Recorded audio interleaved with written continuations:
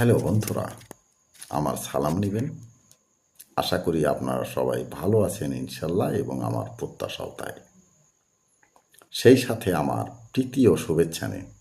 আজ এ পর্যায়ে যে বিষয়ে কথা বলবো তা হচ্ছে, পৃথিবীতে অসৎ মানুষের ছলের অভাব নাই।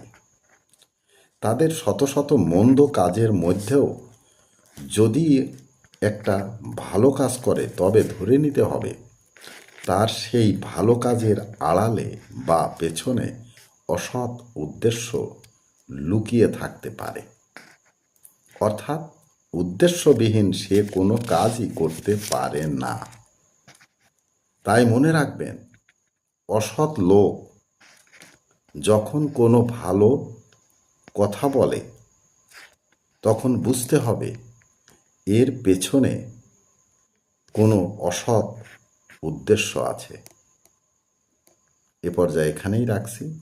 ততক্ষণ পর্যন্ত সবাই ভালো থাকুন, সুস্থ থাকুন এবং নিরাপদে থাকুন। শুভকামনা নিরন্তর সবার জন্য সবসময়। ধন্যবাদ ফেসবুক মেটা, ধন্যবাদ সকল বন্ধুসহ সবাইকে। আবার দেখা হবে অন্য কোনো ভিডিওতে। আল্লাহ হাফেজ।